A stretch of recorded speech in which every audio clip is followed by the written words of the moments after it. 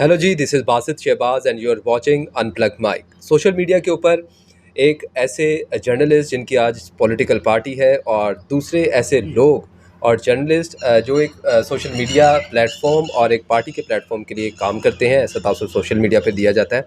मैं बात कर रहा हूँ सैयद इकरारुल हसन की, जवाद अहमद और उनके साथ साथ सैयद ज़ीशान की।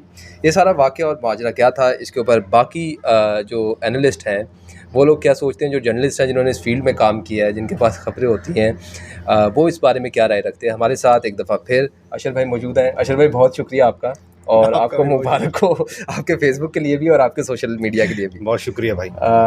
क्या सीन है, मतलब इकरारुल हसन खुद भी जर्नलिस्ट, कराची से बिलोंग तो नहीं करते, बेसिकली वो लाहौर से बिलोंग लाहौर करते के, हैं, हाँ। लेकिन कराची में बड़ा काम किया उन्होंने। पहचान उनकी कराची की फिर बनी है। जवाद साहब, अब हाँ। मेरे ख्याल से सालों से आपके रवाबित रहे होंगे, ये क्या सीन है, हाँ। आप किस तरह इसको एनालिसिस कर रहे हैं सारी चीज़? पर्सनली तो किसी से नहीं रहे, ना जवाद साहब से तो कोई फील्ड ही नहीं है हमारी, और इकरार साहब से भी बस कहीं कहीं मुलाकात रही होगी। मैं उनको जानता हूँ, मुझे नहीं जानते होंगे। बस यही है, मुझे लगता है सोशल मीडिया आने के बाद जो मेन स्ट्रीम के जर्नलिस्ट थे वो कोई और नौकरी ढूंढ रहे हैं, और हमारे मुल्क में जो एक कन्फ्यूजन है ना मज़हब की वजह, मज़हब के गलत कॉन्सेप्ट लोगों को देने की वजह से, जिसमें हम मौसीकी या सिंगर को मिरासी कह के चिढ़ाते हैं, तो उनके पास भी कोई ऑप्शन नहीं है। जैसे अभी एक्टर्स हैं मिशी खान, वो उरूसा 1992 में इनका एक ड्रामा आया था, उसके बाद उन्होंने बहुत कोशिश की कि किसी और तरीके से हिट हो सकें। फिर वो एक पश्तो चैनल में मॉर्निंग शो करने लगी। फिर एक दफ़ा इमरान खान की गाड़ी के पीछे भागी, उनको पता लगा यार ये काम अच्छा है सही है, तो उन्होंने इस तरीके से व्यूअरशिप हासिल करनी शुरू कर दी। अभी ये जो जवाद साहब और इकरारुल हसन और जो बाकी लोग हैं या कोई भी हैं, अच्छा, सैयद ज़ीशान को आप जानते हैं, उर्दू पॉइंट के मेरे ख्याल जी से जी जी वो जी एक अच्छे आदमी हैं, डायरेक्टर हैं गालिबन। जी जी। तो ये सारा बेसिकली वो उन अब एक दूसरे के, तुम अपने वालिद का बताओ, क्या क्राइटेरिया है, क्या मतलब कि आप इन लोगों को कौन लोग फॉलो करते हैं, मुझे फिर ये समझ हम ही लोग करते हैं। मतलब हमारे उर्दू समझने वाले, पाकिस्तान की पॉलिटिक्स में पाकिस्तान के मामलात पर नज़र रखने वाले, जिनको शौक़ है कि इस बारे में समझा जाए सुना जाए, वो लोग देख रहे हैं, इनको व्यूअरशिप दे रहे हैं, इस वजह से वो लोग काम कर रहे हैं। लेकिन आप एक चीज़ गौर करें, बहुत पहले हमने सुना था कि एक बहुत बड़े सहाफ़ी हैं इस्लामाबाद के, उनका यूट्यूब चैनल उनके अपने इदारे ने पहले उनको बंद करने को कहा और फिर उसको टेक ओवर कर लिया, उनसे कोई डील हो गई होगी। इस वक्त मार्केट में ख़बरें हैं, लेकिन मुझे लगता है बड़ी ऑथेंटिक हैं कि हर चैनल ने अपने सोशल मीडिया खड़ा करने के बजाय कि जी बासित साहब का सोशल मीडिया है, 2 लाख सब्सक्राइबर है, चलो भाई पासवर्ड दे दो, अशर साहब आप भी दे दें। अब वो हो क्या रहा है, वो उनकी हेडलाइंस तो बिक नहीं रही, बुलेटिन्स बिक नहीं रहे, इवन बड़े बड़े शोज़ कोई नहीं देख रहा, ना शाहजेब मेरे ख्याल से कोई नहीं देख रहा, हामिद मीर नहीं देख रहा, तो नीचे तो और ही भूल जाएँ आप। तो वो किसी भी चीज़ को इशू बनाने के लिए ना उन पेजेस से करवाते हैं। अच्छा, लोग समझ जाते हैं नहीं यार इसका जियो से क्या लेना देना, इसका एयरवाई से क्या लेना देना, इसका इकरार से क्या लेना देना, उर्दू पॉइंट का यार इससे क्या लेना देना। लेकिन असल में वो जिन्होंने ख़रीदा हुआ है वो क्रॉस प्रमोशन करवा रहे हैं। अब इस पूरे सिनेरियो में आप बात कर रहे हैं इकरार साहब की और जवाद साहब की। जवाद साहब बहुत बड़ा नाम है, मैं मानता हूँ, सिंगर पाकिस्तान का वो सरमाया है, ये मैं एक्सेप्ट करता हूँ। इकरार साहब, बातें की जा सकती है उनकी क्रेडिबिलिटी पे कि उन्होंने उनकी सहाफ़त की वजह से माशरे में क्या फ़र्क आया, या जिन्होंने जहाँ जहाँ उन्होंने छापे मारे वहाँ इस वक्त क्या सूरत हाल है, या अगले दिन उन्होंने छापा जब मारा था उसके अगले दिन क्या सूरत हाल थी, क्या सब सही हो गया था, या बस वो प्रोग्राम के लिए छापा था, वो अलग बात है। लेकिन वो अच्छे स्पीकर हैं, स्क्रीन संभाल लेते हैं, हमारी यही रिक्वायरमेंट है। फिर वो ज़ीशान साहब, उनको लगा कि यार बहुत अरसा हो गया, हम बाकी अशर जैसे बाकी सहाफ़ियों की जैसे उठ नहीं पा रहे हैं, तो कैसे उठें, चलो जी जवाद साहब को लपेट देते हैं। अब आप उस प्रोग्राम, आपका एक एक्सपीरियंस है माशाल्लाह, और अब तो रीसेंट है, मैं तो 1 साल से इस फील्ड से आउट हूँ, आप मान सकते हैं कि सैयद ज़ीशान साहब एक पॉडकास्ट कर रहे हो, जवाद अहमद आएँ और वो उनको पूरा जो ड्रामा था, मतलब लोग कहेंगे यार ये पागल है अशर, नशा वशा करता है, मेरी नज़र में वो 100% नहीं तो 200% प्लांटेड था। ज़ीशान साहब का भी फ़ायदा हुआ, जवाद साहब की सिंगिंग नहीं बिक रही थी, ज़ीशान साहब की सहाफ़त नहीं बिक रही थी, दोनों बिकनी शुरू हो गई। वो हाँ, आप करें, सही है। अब इसी तरीके से इकरार साहब छापा मार रहे हैं, सिंध असम्बली में असला लेके घुस गए, ये कर लिया वो कर लिया। अब इन हेरोइक्स को इमरान खान के दौर के बाद लोग समझ गए, क्योंकि इमरान खान साहब ने मीडिया को बहुत एक्सपोज किया है। तो अब ये बिक नहीं रहा, तो अब क्या करें, अच्छा जी अब कुछ और करते हैं। पहले सहाफ़त को भी इंसानी हमदर्दी से जोड़ के और माशरे की बेहतरी से जोड़ के, हालांकि सहाफ़त का काम इतना होना चाहिए, खबर दे दी। ये इंसानी हमदर्दी और ये सोशल सर्विस को हम सहाफ़त से कहाँ जोड़ते हैं? उससे नथी करके रेटिंग कमाई गई, अब उससे नहीं बिक रहा, वो एक्सपोज हो गई चीज़ें, लोगों में शऊर आ गया है। तो अब एक तीसरी चीज़ की तरफ ले गए कि हम मुल्क में कुछ चेंज लाएंगे। यार चेंज तो वो बंदा लाए ना, जिस लड़का, क्या नाम है सवाल है, जिसका भी एलॉन मस्क से कोई बिल्कुल, उस जैसा कोई लड़का है ना यार, उस जैसा कोई काउंसलर ही रख लो तो कुछ चेंज आए यार। अब हमारे आपके बच्चों को, या आप जो बच्चे हैं इस फील्ड के, आप लोगों को क्या इंस्पिरेशन मिल रही है? आप कुछ अरसा एक काम करेंगे, आप फिर कहेंगे यार चलो मैं भी आज से गाली देता हूँ। वो इसार राना क्या है यार? इसार राना के 10 साल पुराने सहाफ़ती करियर में अगर देखा जाए, 10 साल पुराने चैनल 5 पे बैठ के कह रहा था इमरान खान दोगला है, इमरान खान मुनाफिक है, इमरान खान को हर गाली दे दी उन्होंने। आज कहते हैं इमरान खान बहुत अच्छा है, क्योंकि इतना अरसा सहाफ़त में एड़ियाँ रगड़ने के बाद उनको एहसास हुआ कि अब तो मरने का टाइम है, अब कब हिटूंगा मैं। तो उन्होंने इमरान खान साहब को, आपको पता है इस वक्त 2 ही हीरो हैं, प्रो इमरान खान और एंटी इमरान खान। तो मिशी खान प्रो इमरान खान, इसार राना प्रो इमरान खान, बाकी जवाद अहमद एंटी इमरान खान, फलाना। मतलब यार कुछ और बेचने को नहीं है, कोई एक मॉडल हो ना। यस, क्राइटेरिया एडमिनिस्ट्रेटिव मॉडल हो, कोई और मॉडल हो। अच्छा भाई, मैं इस चीज़ के ऊपर आता हूँ, वो जो पूरा वाक़या था, अगर आपकी आंख से गुजरा हो कि जिस तरह इकरार साहब खड़े थे और उनका, यार तुमने मुझे जवाद अहमद से तशबीह दी और मुझे ये कहा कि जी इसका भी हाल जवाद अहमद जैसा होगा, अगर इतनी हिम्मत है तो उतारो यूनिफॉर्म, इसी आर्मी चीफ के अंडर काम करते हो, इसी मोहसिन नकवी के अंडर काम करते हो और हमें बातें सुनाते हो। अब वो पूरा क्राइटेरिया एक इशू था जो बहुत ज़्यादा एग्जैचरेट हो गया मेरे ख्याल में। वो इतना मसला नहीं था, क्योंकि मेरे ख्याल से इकरार साहब पहले भी ऐसी चीज़ें करते रहे, उनके सहाफ़ती कैरियर ही है कि वो जिस तरह छापे मारते हो, जिस तरह बात करते थे। हाउ डू यू एनालाइज पूरा? सबसे पहले तो वो उनको एक कहते हैं ना, आप 2003-4 में ना जब न्यूज़ चैनल आए गए ना, 2001 में ARY वन वर्ल्ड, फिर बाकी ये जियो आया, तो हम सुनते थे, हम उस वक्त डाइजेस्ट नहीं होती थी चीज़ें। कह रहा भाई बहुत सी जगहों पे आग लगवाई जाती है कि ये जो इंडस्ट्री खड़ी हो रही है वो कुछ कवर तो करे। बहुत सी जगह पे हादसात होने दिए जाते हैं कि पुलिस आए, फायर ब्रिगेड आए, और फिर तीसरा जो एक इंडस्ट्री खड़ी हो रही है इसके लोग आए। अब इसी तरीके से वो जो सिचुएशन बनी थी, ये सारा मुझे नहीं पता आज से 10 साल बाद आज से 10 साल बाद या 2029 के इलेक्शन में इकरार साहब को कोई जगह मिलनी है नहीं मिलनी है, लेकिन इंतज़ाम वही है जो इमरान खान साहब के लिए किया गया था। वो तो बहुत बड़ा नाम है इमरान खान। मैं कहता हूँ मैं 10 इख्तलाफ करूँ, मतलब 50 इकरार भी मिल जाए तो एक आधा इमरान खान भी नहीं बन सकते। मैं कोई कंपैरिजन नहीं कर रहा, लेकिन जो सहूलतकारी हो रही है ना, ये मतलब बड़ा अनफॉर्चुनेट है। लोगों को समझना चाहिए यार, कैसे हो सकता है एयरपोर्ट पे ऐसा और बार बार होना। एक आम सहाफ़ी क्या वेपन लेके सिंध असेंबली में घुसने का स्टंट कर सकता है? नहीं कर सकता यार, किसी का हाथ तो है। अब कौन बोलेगा? ये कंपैरेटिव एनालिसिस कोई देगा? फिर दूसरी बड़ी बात, आपके लिए बात मान लेते हैं, हम उस साइड से देखते हैं कि देखो यार ये क्या हो गया यार, यूनिफॉर्म वाले को कुछ कह दिया, फिर आपने उसको खुद जवाब दिया। यार आप तो खुद यूनिफॉर्म वालों पे इतनी चढ़ाइयाँ करते रहे, उनके मुंह में माइक घुसेड़ते रहे, सही है, मारपीट की। आपकी बात मैं काट रहा हूँ, मुझे गालिबन याद है इकरार साहब का सर भी फटा था, इनको बड़ी फैंटी चढ़ी थी। MI या IB कोई गालिबन इदारा था पाकिस्तान का, उसके कोई अहलकार के ऊपर इन्होंने कोई रिश्वत और उसके ऊपर छापा मारा था गालिबन। इसके बाद ये अस्पताल भी एडमिट रहे थे, सर फटा था इनका। वो भी कराची का शायद वाक़या था। तो वही आपके वाली बात है कि यार ये तो आप फिर सारी ज़िंदगी करते रहे, ठीक है। हाँ, अगर उस नज़रिए से देखा कि हाँ यार वाकई में ऐसा ही हुआ है जैसा बताया जा रहा है, मैं नहीं मानने को तैयार। अभी मैसेजेस इनके दोनों के जो भी है, उस एहलकार के भी, उसको क्या इंस्ट्रक्शन थी, इनको क्या कहा गया था, मेरी नज़र में पूरा ड्रामा है, क्योंकि एक लीडर बनाना है। सही है, उसके लिए आपको हेरोइक्स चाहिए, इवेंट्स चाहिए, क्या करेंगे, कुछ और तो है नहीं। तो इन्हीं तरह हमारे यहाँ ऐसे हीरो बनते हैं। फिर दूसरी बात कि यार फिर उस सतही बात पे आ जाते हैं जिस पे ट्विटर पे बहस हो रही है। हाँ, ये बात सही है कि आप अगर लीडर बनने जा रहे हैं, आप सियासत में आ गए, तो आपके अंदर थोड़ी सी बर्दाश्त होनी चाहिए। इमरान खान साहब को इसी चीज़ की मार पड़ी ना कि उनके बर्दाश्त नहीं थी। करप्ट कौन नहीं है, सभी हैं। लेकिन कुछ लोग इतने डिप्लोमेटिकली करप्ट हैं कि उनको कवर मिल जाता है कि हाँ यार कम से कम बात तो अच्छे तरीके से करता है। तो इस चीज़ को मैं आगे बढ़ाता हूँ। अब इस चीज़ में एक चीज़ और, अब कहते हैं जी सबसे बड़ा दुश्मन रीसेंट पास्ट में जियो और इमरान खान थे। किसी को वो लवी डवी वाला टाइम याद नहीं है। 4 सही है 2011-12 तक का टाइम याद नहीं है। और उसके बाद मैं फिर कह रहा हूँ, लोगों को थोड़ा सा शऊर हमें देना चाहिए। भाई लवी डवी वाला मॉडल सिर्फ चेंज हुआ है, लवी डवी चेंज नहीं हुई। लोगों को लगा कि दुश्मन हो गए। बात यह कि एक बंदे की KPK में कोई परफॉर्मेंस ही नहीं थी। तो अब उठाएं कैसे? एक बड़ा सहाफती इदारा, उसको भी कुछ चाहिए बेसाखियाँ। एक बड़ा ऐसा लीडर जो बड़ा है लेकिन बड़ा होने के लिए उसने कुछ किया नहीं है। तो दोनों को इंटरव्यूज भी होते हैं स्पॉन्सर्ड। फिर वो कि यार आप मुझे बताओ, पूरे दिन का इंटरव्यू, पहली हेडलाइन इसमें पेट्रोल की कीमत बढ़ गई, पाक ईरान जंग, दूसरी तीसरी हेडलाइन अडयाला के बाहर एक धरना शरना हो रही है, वो साफ़ी गई, उनको मिलने नहीं दिया गया। यार मेरा या मेरे बच्चों से या मेरे माँ बाप से इस पूरे बुलेटिन का क्या लेना देना है? वही चीज़ आप ट्विटर पर लाने की कोशिश कर रहे हैं, वही चीज़ आप पॉडकास्ट में लाने की कोशिश कर रहे हैं। यार लोगों को रोज़गार के तरीके बताओ, लोगों को कुछ और बताओ कि हम अपनी ज़िंदगी में इम्प्लीमेंट कर सकें, प्रैक्टिकली जो है चीज़ें हो सके।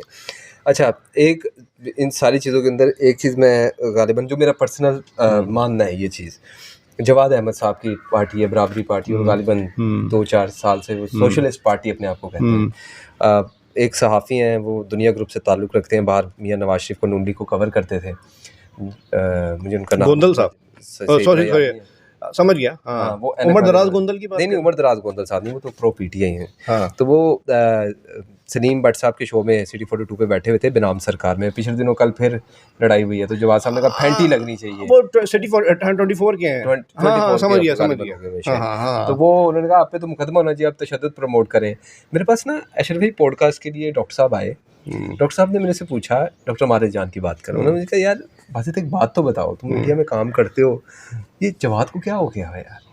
मैं कहते मैं मतलब कि पता है thoroughly he is a nice person, तो क्यों वो करते हैं, मीडिया में इन रहने के लिए करते हैं? मैं कहा डॉक्टर साहब इसका तो जवाब साहब ही दे सकते हैं, ना मैं उनका पीआर हूँ ना मुझे पता है, लेकिन व्हाट योर एनालिसिस, मतलब कि मुझे लगता है शायद उनको क्राइटेरिया मिल गया, जैसे मिशी खान को मिल गया कि यार ये चीज़ बिक रही है। यार वो बात जवाद साहब कहते हैं मैं सुबह सो के उठा हूँ, रात को देखा ट्विटर पे मुझे गालियाँ पड़ी हैं, पता चला जी उधर इकरार की लड़ाई हो गई, गालियाँ मुझे पड़ रही हैं वहाँ के ऊपर। यार अब इस पाकिस्तान की सबसे ताकतवर शख्सियत हो और आप तरबियत और तबीयत के हिसाब से इंतहाई मुनकसरुल मिजाज हो, लेकिन रोज़ाना अशर आलम आपके घर के नीचे आके गालियाँ देगा माँ बहन की, आप एक दिन बोलोगे रुक तेरी पैर, करोगे ऐसे? यार आप ट्विटर पे जवाद अहमद को गालियाँ दे रहे हो, आप जितने सहाफ़ी हैं उल्टे अभी सब गालियाँ देते हैं, लेकिन अगर जवाद अहमद जवाब गाली से देते तो इतनी गाढ़ी उर्दू बोलते हैं और इतने अदब आदाब पे आ जाते हैं, नवाब हो जाते हैं सारे, कि जैसे उनका कुछ किया धरा ही नहीं है। कौन सा सहाफ़ी है यार जो किसी शरीफ सियासतदान या किसी शरीफ हुकूमती शख्सियत को किसी प्रोग्राम में या पॉडकास्ट में या मीडिया टॉक में बोलने देता है? अगर ये इतने डाढ़े नहीं आएंगे तो ये लोग सहाफ़ी हमारे पास जो एग्जाम्पल्स हैं वो किसी को टिकने देंगे? सिवाय तीन चार सहाफ़ी उंगलियों पे आप गिन सकते हैं। और अब सहाफ़ी के नाम पे बिक क्या रहा है यार? ये क्या कहते हैं, सिद्दीक जान सही है, फिर मतीउल्लाह जान को मैं बहुत रेट करता था, लेकिन अब जो उनका मुझे लगता है वो भी उसी लॉट का हिस्सा है। सर मती साहब को मुझे अब शहबाज गिल पे मतलब रहम आता है, हालांकि आना नहीं चाहिए। मैं बोलता हूँ फिर शहबाज गिल सही था, तब नहीं आता था जब उनको। हाँ, लेकिन अब जब ये लोग एक्सपोज हो रहे हैं ना कि पता लग रहा है कि यार ये उसी साइड के लोग हैं। लेकिन मती साहब तो अभी अपनी उन्होंने नियो से भी जो सहाफ़ी करके प्रोग्राम था उससे भी तो निकाले गए यार। इस पे फवाद चौधरी साहब ने बहुत अच्छी बात कही यार, जब आपकी रेटिंग नहीं आ रही आपको निकाल दिया गया तो आप कवर ले रहे हो। मतीउल्लाह जान साहब की मतलब आप खुद बताएं ना, वो बड़ी मजे की बात आपने की है। गालिबन ये समझने की ज़रूरत है कि सम टाइम हम ये करते हैं कि यार उसको ऑफर कर दिया, उसको निकाल दिया, काशिफ अब्बासी को फलाने दौर में इस दौर में निकाल दिया। काशिफ अब्बासी को मैं फ़ैन हूँ और मैं कहता हूँ उसके साथ ही वो उसको एक्सक्लूड कर दें इस पूरे मामले से। मैं कहता हूँ वो बंदा बड़ा न्यूज़। व्हाट अबाउट महर बुखारी साहिबा?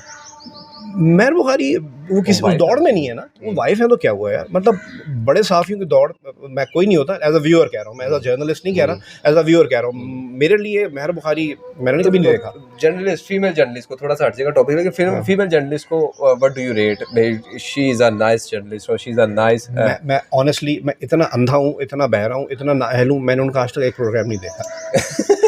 आप मैं खुद ही अपने आप को बुरा टैग कर लिया। मैं रागे भी नहीं हो पाता। मैं कर देता हूँ, आप अकलमंद हैं। मैं रागे भी नहीं हो पाता ना, सिवाय वो मुझे वो जो इनकी वो मामला कंट्रोवर्सी आई थी मलिक रियाज वाली, वो मैंने उनको सुना था। अदरवाइज मतलब ये मैं आपको बड़ा साबित नहीं कर रहा, मैं खुद को कहता हूँ बहुत ही पागल आदमी हूँ। एक अच्छे सहाफ़ी हैं, आपने बगैर कहीं इशारा दे दिया, रेट कर दिया।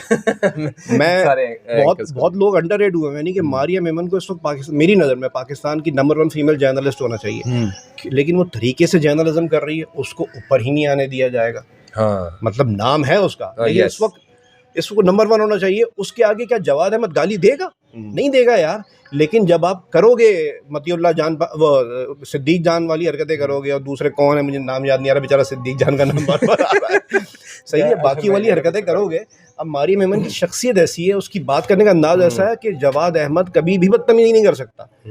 जवाद अहमद को पता है कि सामने कौन बैठा है, तो वो उससे उसी तरह बात करेगा। फवाद चौधरी बुरा लगता था, वो सबकी ऐसी की तैसी करता था, लेकिन अगर वो नहीं करता ना तो सारे जितने ये हमारे बाकी लोग हैं क्या उसको छोड़ते, क्योंकि माजी में इन्होंने किसी को छोड़ा है।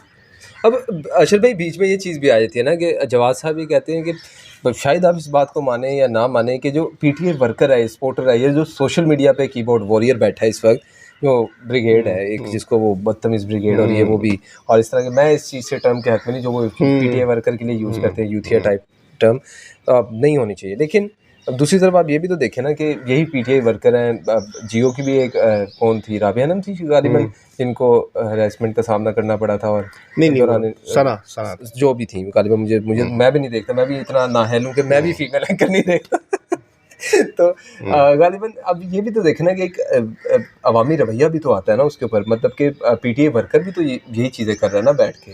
बिल्कुल, मैं वही तो कह रहा हूँ सर, जवाद साहब की साइड नहीं ले रहा मैं, लेकिन यार मैं कहता हूँ इस मुल्क की सबसे अहम और ताकतवर इंसान हूँ, मेरे हाथ में ऐसा है कि मैं डंडे का इशारा करूँ और वो बंदा फारिग हो जाए, लेकिन मैं बहुत मुनकसिर मिजाज हूँ अपने माँ बाप की तरबियत की वजह से, और आप मेरे घर आके रोज़ गालियाँ देंगे ना गन्नी से, तो मैं एक दिन पकड़ लूँगा आपको यार, आप उस बंदे को गालियाँ एक अरसे से दिए जा रहे हैं। लेकिन सीधी सी बात, ये फिर मैं वो कहूँगा ये एक तरीके से ये मिली भगत है। फिजा अली को उसके शौहर ने 24 न्यूज़ की स्क्रीन पे उठा लिया, ये बाय द वे हो गया। हाँ, आप मान सकते हो उस बात को? मैं तो काम किया, मुझे पता है आप मान सकते हो उस बात को भाई, क्योंकि भाई बुलेटिन नहीं बिक रहा, तजिया नहीं बिक रहा, कुछ नहीं बिक रहा।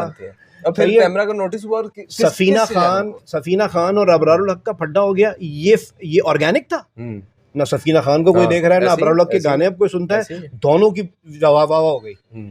तो यार दोनों को ये दुश्मनी रास आई है, तो वो क्यों नहीं करेंगे दुश्मनी? मैं यही अर्ज करना चाह रहा हूँ, जो आप बात कर रहे हैं, सेम क्राइटेरिया जवाद अहमद हो, सेम क्राइटेरिया पीटीआई वर्कर हो। मुझे लगता है कि पीटीआई वर्कर ना वो चीज़ है, वो जिसको जाते हुए हल्का सा छेड़ो ना, या उसको सिर्फ नाम भी ले दो उसके सामने, इमरान खान, ठीक है, वो सुनने को तैयार नहीं है उसकी गलती, इमरान खान। अब वही आपकी वाली बात है कि यार आपकी परफॉर्मेंस क्या है केपी में इतने सालों से, ठीक है, आप ये बात कर रहे हो कि आप केपी की बात कर रहे हो, केपी के अंदर परफॉर्मेंस क्या है आपकी, आप बता दो, कोई अस्पताल, कोई यूनिवर्सिटी, ठीक है। फिर आपने मैंने खुद अप्रिशिएट किया जब आपने अफरीदी साहब को एक यंग वज़ीर आला लगाया, मैं कहा चलो नीचे से कोई वर्कर उभरा, लेकिन बढ़ती परफॉर्मेंस क्या, उसका हल क्या है कि वो कंपेन चलाएगा, वो इमरान खान को, पॉलिटिकल बहस में चीज़ें चली जाती है। अब दूसरी तरफ चली जाएंगी, इकरार भाई की तरफ वापस आते हैं। What do you think, he is like, मैं एक और बयान पढ़ा था गालिबन, बड़ा मज़े का, पता नहीं आप इसको एंडोर्स करेंगे, उनकी ज़ाती ज़िंदगी से रिलेटेड है, लेकिन फिर भी लोग फॉलो तो करते हैं, और मेरा ये मानना है कि जब आप एक सेलिब्रिटी हो जाते हैं और लोग आपको फॉलो करते हैं, तो फिर वो ना आपके प्राइवेट निजी मामला देखते हैं और ना वो आपका पब्लिक मामला देखते हैं, फिर वो शायद आप पब्लिक प्रॉपर्टी के तौर पर देखे जाते हैं, मेरा ये मानना है। बिल्कुल ठीक है। अब वो 3 शादियों का ऊपर किसी ने कमेंट किया हुआ था, गालिबन मैं उनका नाम भूल गया, हमने भी पोस्ट उनकी शेयर की थी अपने पेज के ऊपर। उन्होंने कहा जी इकरार साहब जो है ना वो मज़हब और अखलाकियात का जो है ना वो तासुब देते हैं अपनी शादियों और इन चीज़ों को बचाने के लिए, इन चीज़ों को रिलेट करने के लिए सहारा लेते हैं मज़हब का और इन चीज़ों का गालिबन। वो खैर है तो उनकी निजी लाइफ, लेकिन वो पब्लिक प्रॉपर्टी फिर जो है वो चीज़ें बन जाती हैं। तो what do you think, Iqrarul Hassan Syed Iqrarul Hassan को चेंज ला पाएगा इस पार्टी से, अवाम राज पार्टी से, और क्या उनको ज़रूरत थी पार्टी बनाने की? शो चल रहा था, अच्छी सैलरी ले रहे थे, सब चीज़ें मैनेजेबल थी, अपना सोशल मीडिया अच्छा चला रहे थे, हर चीज़ थी। तो what your take on this? मैं समझता हूँ जिस इदारे से बकौल उनके उन्होंने इस्तीफ़ा दे दिया है वो इस वक्त उन्हीं के इदारे के लिए, उसी इदारे के लिए काम कर रहा है, पहली बात ऐसा हो ही नहीं सकता, और वो इदारा भी किसी इदारे के लिए काम कर रहा है, वो सब जानते हैं। मैं समझ सही है। उस इदारे के सरबराह ने कल एक ट्वीट किया कि जी अफसार आलम पे केस होना चाहिए अगर उनके पास सबूत नहीं है।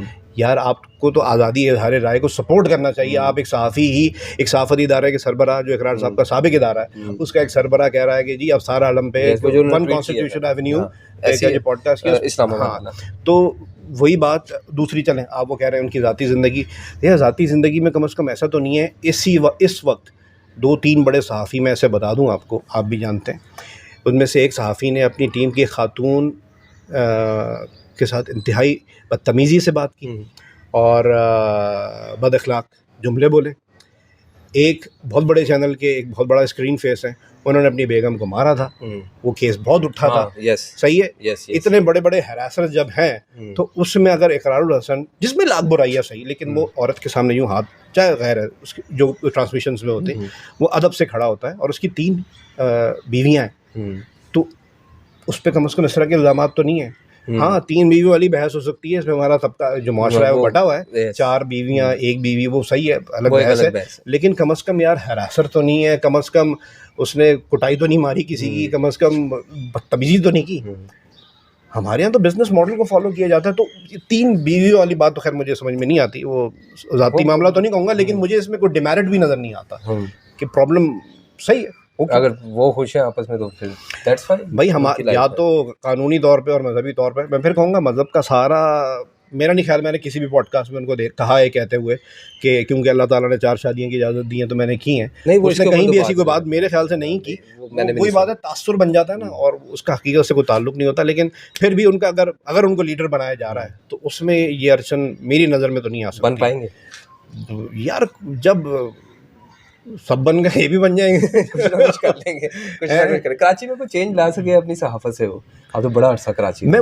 मैंने शुरू में आपसे कहा ना कि यार कम से कम मेरी नज़र में अगर मैं उनसे पूछूं कि यार आपने जितने छापे मारे इंक्लूडिंग सन असेंबली, उस पे अगले दिन क्या सिचुएशन थी, कभी कोई फॉलो अप किया, और क्या वो छापे आपके एक साथ रिकॉर्ड करने के लिए पढ़वाए जाते थे?